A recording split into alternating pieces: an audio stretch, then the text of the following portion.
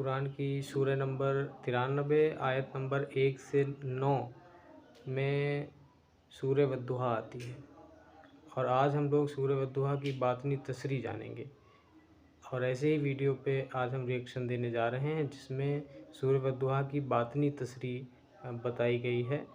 اور یہ ویڈیو میں نے نکالا ہے الرا ٹی وی چینل سے، اور اس چینل میں یعنی اس ویڈیو میں بہت ہی اچھے سے سمجھایا گیا ہے کہ سورہ والضحیٰ کی باطنی تشریح کیا ہوتی ہے، یعنی سورہ والضحیٰ کی اصل تشریح کیا ہوتی ہے، جس کو ہم اپنے تئیں کیسے سمجھیں گے۔ تو آئیے آج ہم لوگ سمجھتے ہیں کہ سورہ والضحیٰ کیا کہتی ہے۔ ابھی تک تو ہم لوگوں نے صرف عربی میں پڑھا ہے، اور کچھ عالموں نے اس کو تشریح کے ذریعے سمجھایا بھی ہے، لیکن وہ پوری طرح سمجھ میں آج تک ہمیں تو نہیں آئی، شاید آپ کو بھی نہ آئی ہو، لیکن آج ہمیں امید ہے کہ آپ لوگ بھی سمجھیں گے اور ہم بھی سمجھیں گے۔ تو آئیے ریئیکشن دیتے ہیں الرا ٹی وی کی اسی ویڈیو میں جس میں یہ بتایا گیا ہے کہ سورہ والضحیٰ کی باطنی تشریح کیا ہوتی ہے۔ ویسے رومانس تو اللہ سے سیکھنا چاہیے۔ وہ جب 3 سال تک رابطہ منقطع کر دیا اللہ تعالیٰ نے، 3 سال تک وحی کا سلسلہ منقطع ہو گیا، اور 3 سال کے بعد جو اچانک وحی آئی ہے، یہ اس کی شروعات دیکھیے۔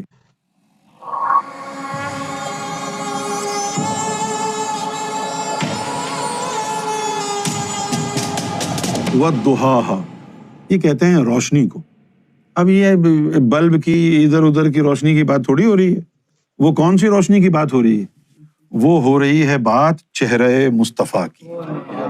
اچھا، ایک تو روشنی ہوتی ہے مادی، اور ایک لطیف روشنی ہوتی ہے، یہ اس کی بات ہو رہی ہے۔ وَالضُّحَىٰ، کہ کیا چمکتا ہوا چہرہ ہے۔ اب دیکھیں، یہاں سے ابتدا کی ہے اللہ نے 3 سال کے منقطع ہونے کے بعد۔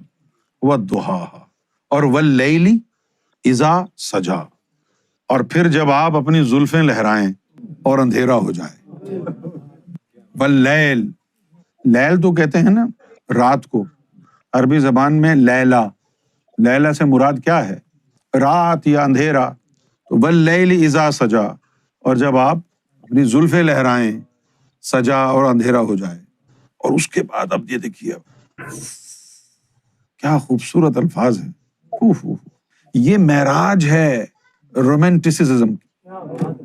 You cannot be more romantic than this۔ ما ودعک ربک وما قلی، کہ آپ کے رب نے اپنا تعارف حضور کے حوالے سے کہہ رہا ہے۔ یہ نہیں کہ میں نے نہیں چھوڑا، آپ کے رب نے کہاں چھوڑا ہے؟ آپ کے رب نے آپ کو کہاں چھوڑا؟ یعنی اپنا بھی حوالہ ان کی معرفت سے کہتی، میں تو تیرا رب، تیرے رب نے تجھے کہاں چھوڑا؟ ما ودعک ربک وما قلی۔ اور پھر وَلِلْآخِرَةِ خَيْرٌ لَكُم مِّنَ الْأُولَىٰ، اب یہاں خوشخبری سنائی گئی ہے۔ اور پھر اس کے بعد جو ہے غور کیجیے، اس بات پر غور کیجیے، بڑی غور کرنے والی بات ہے یہ جو آگے آیت آ رہی ہے نا، بھائی یہ کہہ کے میں آگے بڑھ جاؤں گا کہ اس آیت کا تعلق پچھلی آیت سے ہے، کہ جو آپ کا دوسرا دور آئے گا اس میں ہم کیا کریں گے؟ وَلَا سَوْفَ يُعْطِيكَ رَبُّكَ فَتَرْضَىٰ، اس کے اندر ہماری عطا کا عالم یہ ہوگا، جب تک تو یہ نہیں کہہ دے گا میں راضی ہو گیا ہوں، وہ دیتا رہے گا۔ یہ دوسرے دور کے لیے۔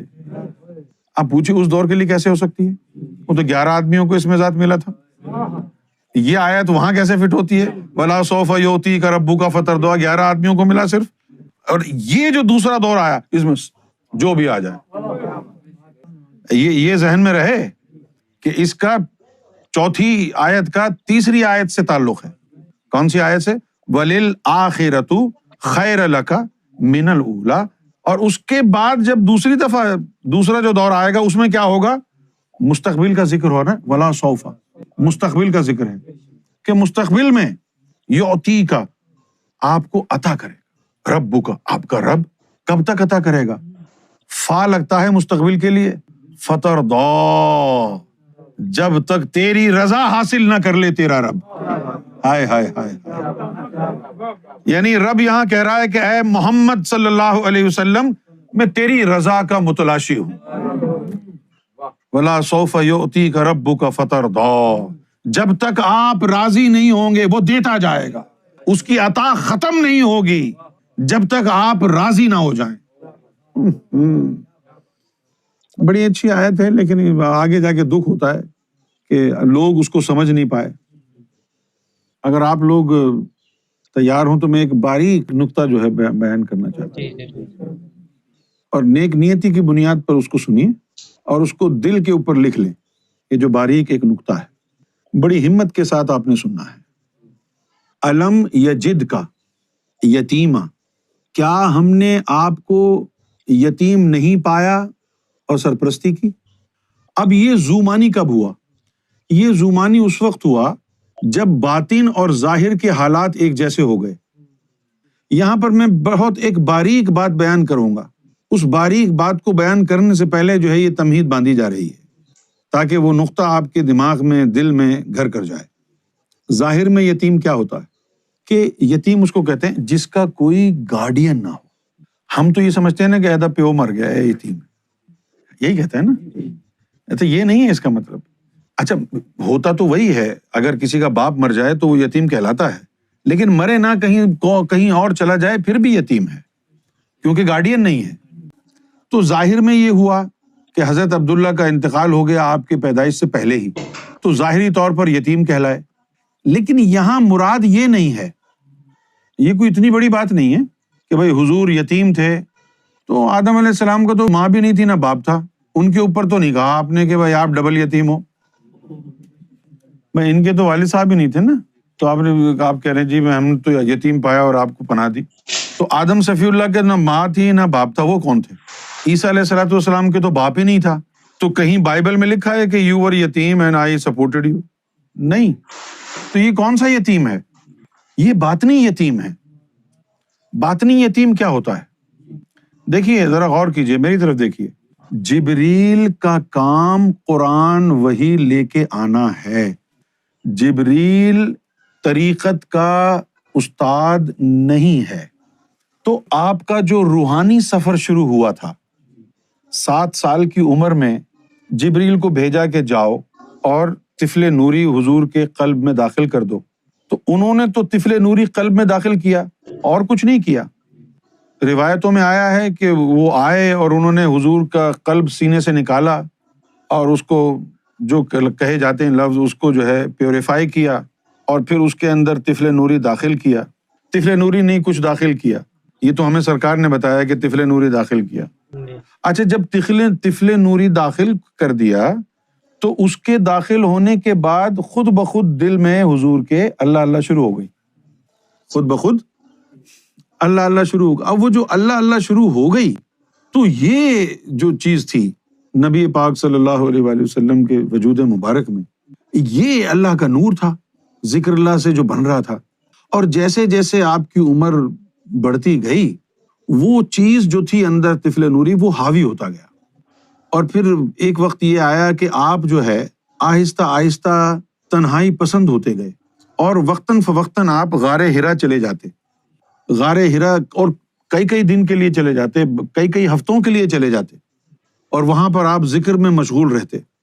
تو یہ جو نبی پاک صلی اللہ علیہ وسلم کا جو ایک یہ روحانی جو ایک سفر شروع ہوا، یہ ان اٹینڈڈ تھا، کسی ٹیچر کے بغیر تھا. یہ ان اٹینڈڈ تھا. یہ it wasn't supervised by a teacher either in ظاہر اور باطن. جبریل کا کام صرف وہی لانا تھا. جبریل was not a spiritual instructor of محمد صلی اللہ علیہ وسلم. یہ سارا سفر حضور صلی اللہ علیہ وسلم نے تنہا طے کیا. تو اسی حوالے سے اللہ تعالیٰ نے یہ بھی کہا وَوَجَدَكَ ضَالًا فَهَدَىٰ، کہ جب آپ تنہا تھے غار ہرا میں مجھے ڈھونڈ رہے تھے اور آپ کو پتہ نہیں چل رہا تھا کہ اب آگے کیا کرنا ہے، تو ہم نے آپ کو ڈائریکشن دی. یہ ہے اس کا مطلب. ظاہر ہے کوئی ٹیچر ہی نہیں تھا. وَوَجَدَكَ ضَالًا، جب ہم نے دیکھا کہ بھئی آپ جو ہیں آپ کو کوئی سراغ نہیں مل رہا کہ اب آگے کیسے آنا ہے، فَهَدَىٰ، تو ہم نے آپ کو ڈائریکشن دی. یہ ڈائریکشن، یہ ہدایت وہ نہیں، گمراہی والی نہیں ہے. یہ دال کا مطلب وہ نہیں ہے. دال کا مطلب یہاں پر ہے کہ بے سراغ ہونا ہے. بھئی آپ کیا، جیسے کبھی کبھی کیا ہوتا ہے کہ آپ نے جو ہے نیویگیشن میں گوگل کے اوپر ایڈریس ڈالا ہوتا ہے اور گوگل کہتا ہے ٹرن لیفٹ آپ نے ٹرن کیا ڈیڈ اینڈ. اب میں کہاں جاؤں؟ You don't have a kilo.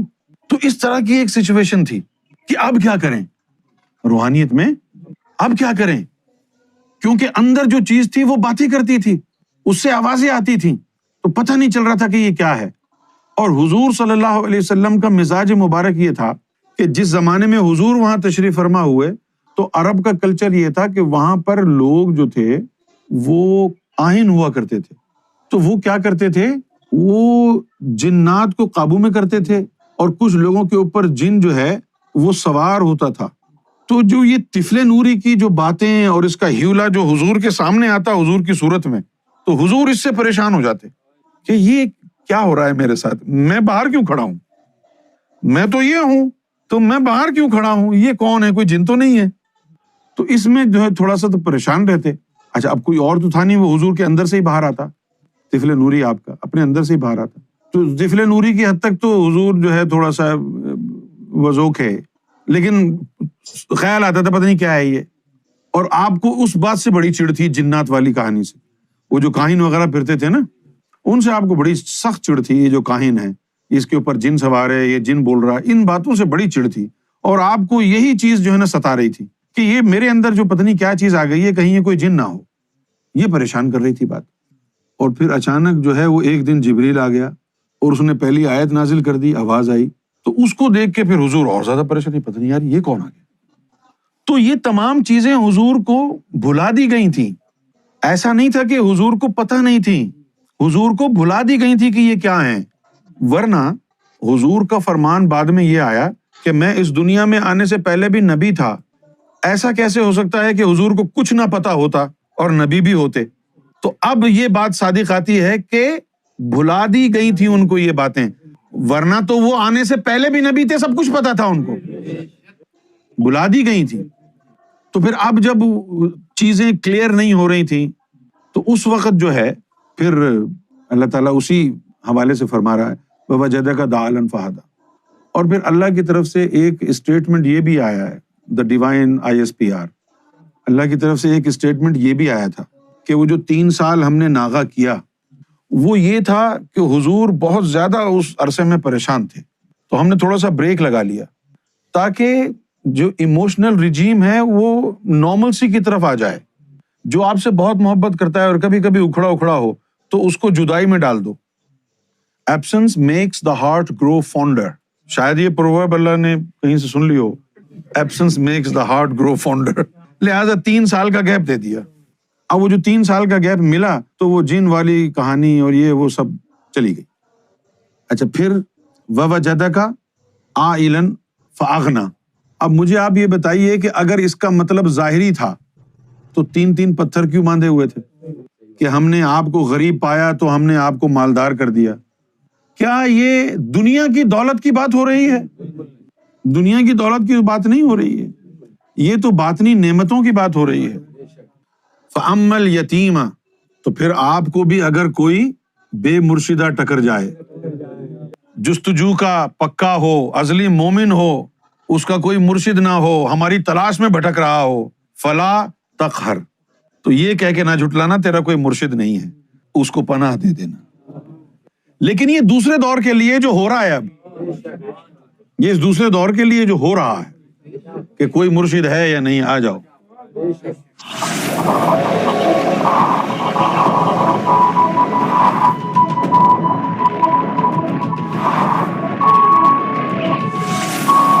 Alma TV, the place to connect with God.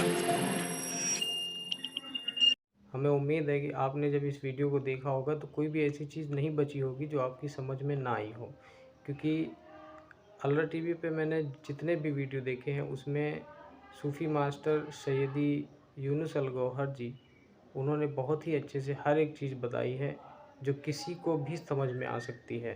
خیر آپ کو کیسا بھی لگا یہ ویڈیو آپ کمنٹ میں ضرور بتائیں، اور اگر آپ بھی ایسی ہی دیگر معلومات حاصل کرنا چاہتے ہیں تو الرا ٹی وی چینل یوٹیوب پہ سرچ کریں اور وہاں پہ جائیں. ایسے ہی بہت سارے ویڈیو دیے ہوئے ہیں اور ایسے ہی آپ دیگر معلومات حاصل کر سکتے ہیں.